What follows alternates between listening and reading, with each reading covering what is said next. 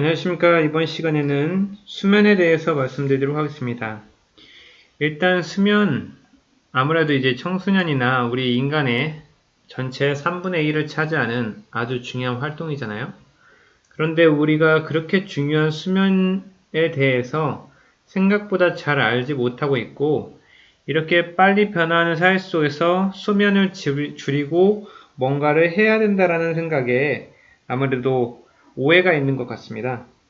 그래서 사실은 먼저 첫 번째로 서두에서 말씀드리고 싶은 거는 잠까지 아껴두며 투자해야 될 일은 없다 라고 우선 말씀드리고 싶고요. 그래서 우리가 수면에 대해서 배경이나 오해에 대해서 간단히 이야기를 하면 수면을 줄이고 학습을 하면 칭찬받는 사고방식이나 그런 환경이라는 게 있잖아요. 아무래도 요즘같이 교육이 과다하게 진행되고 그래서 수면을 줄이고서 시험기간에 학생들이 칭찬을 받기 위해서나 좋은 성적을 내기 위해서 수면을 줄이는데 이것은 사실 말이 안 된다는 거죠. 그것은 좀 이따가 여러 가지 이유에 대해서 말씀드리도록 하겠고요. 그리고 많이 자면 좋다라는 것은 사실 거짓입니다. 우리가 많이 자야 될 이유는 이전보다 평소의 활동보다 자기가 더 많은 활동을 했기 때문에 그러한 피곤에 의해서 자는 것은 많이 자도 좋겠지만 우리의 기본적인 생체 리듬이 있거든요. 평소에 8시간 자는 사람이 10시간 잔다고 해서 더 피곤하지 더 개운하진 않습니다. 그 이유는 우리 몸이 가지고 있는 항상성이라는 원리 때문에 그런데요.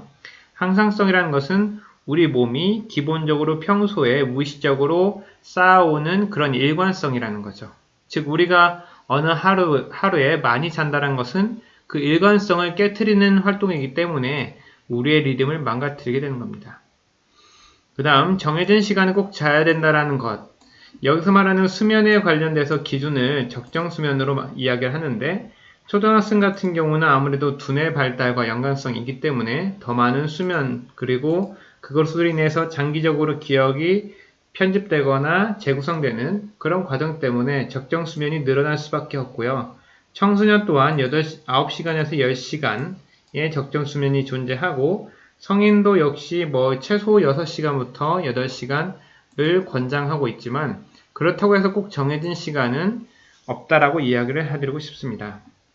일단 수면이 부족했을 경우에 우리가 발생할 수 있는 문제는 신체적 그리고 정서적, 신경, 정신적으로 말씀드리면 일단 신체적인 부분에서는 사실 신체, 정서, 신경 자체가 서로가 연관성이 있고 서로 같은 말이지 서로 분리될 수가 없다는 것을 이해하시면 좋겠습니다.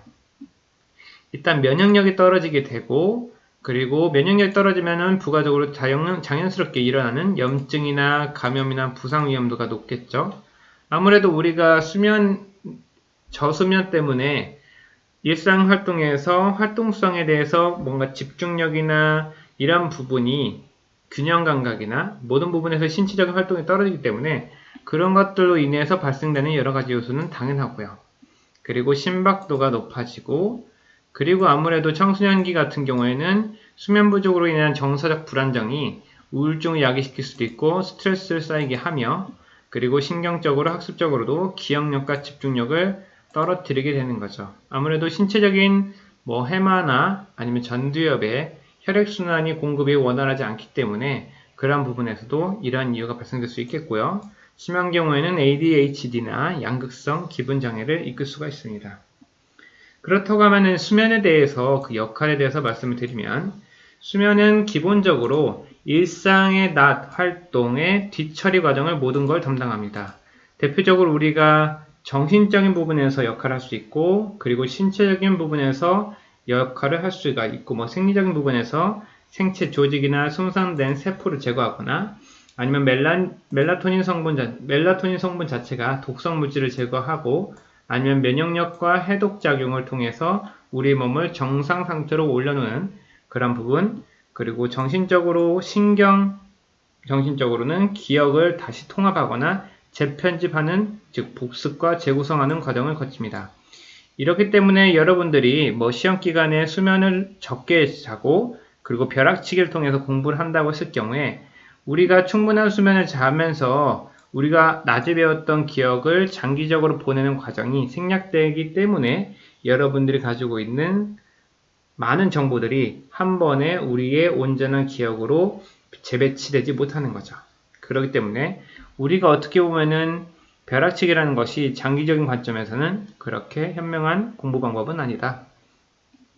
그리고 수면의 핵심은 사실 생체 리듬입니다. 생체 리듬이라는 것은 우리가 지금같이 사회가 복잡하지 않았을 경우에 우리의 원시시대를 생각해보면 우리의 조상들은 빛을 감지하면서 그 생체 리듬을 맞춰갖고 해가 지면은 그거에 맞게 멜라토닌이라는 성분이 나오고 그리고 짐승이나 아니면 포식자로부터 이제 벗어날 수 있기 때문에 부교감 신경, 즉 우리의 호흡은 잦아지고 아니면 동공은 수축되면서 위나 간의 기능은 떨어지면서 우리의 몸이 릴렉스한 상태에 부교감 신경을 활성화시키며 그리고 그 반대로 빛을 감지하면서 눈이 떠지고 그리고 심장박동이 빨라지면서 각성 상태를 유지하게 되는 거죠.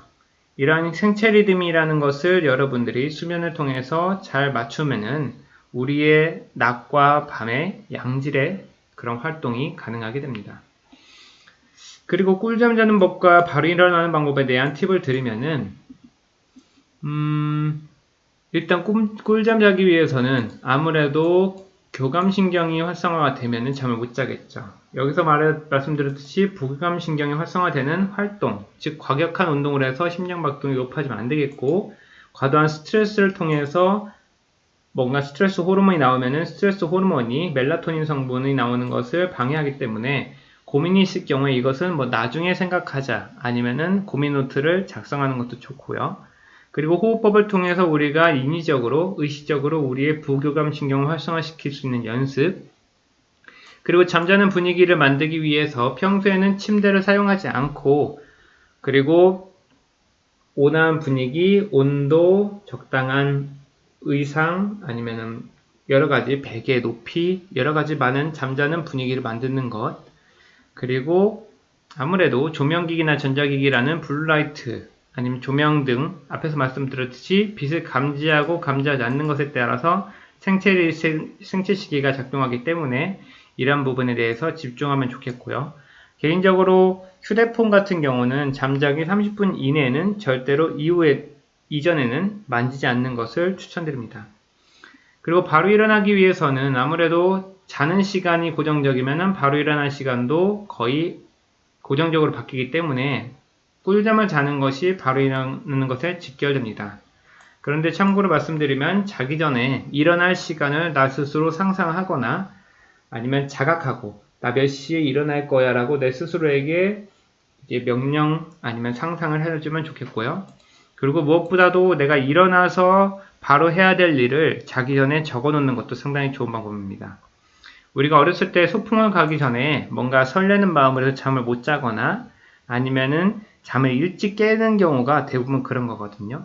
그러니까 소풍이라는 뭔가 미래에 일어날 상상 때문에 전두엽에서 도파민이 나오고 도파민이 우리의 두뇌를 활성화시키기 때문에 잠을 못 자는 거죠. 그리고 일어났다고 하더라도 그 다음에 5분간의 짧은 두 번째 잠을 통해서 우리가 바로 일어날 수 있는 여러 가지 상황, 그리고 일어나서 바로 스트레칭을 통해서 우리의 몸을 깨워주는 그런 활동을 할 수가 있습니다. 아무래도 이상적인 수면이라고 하면 이불에 들어가자마자 그리고 자연스러운 기상, 바로 활동을 할 수 있으면 좋고요. 그리고 대체적으로 기준은 내가 지금 좋은 수면을 하고 있다는 기준은 오후 2시에서 4시 사이에를 제외하고 졸리지 않고 일반적으로 활동이 가능하면 여러분의 지금의 수면 상태가 올바른 겁니다. 수고하셨습니다.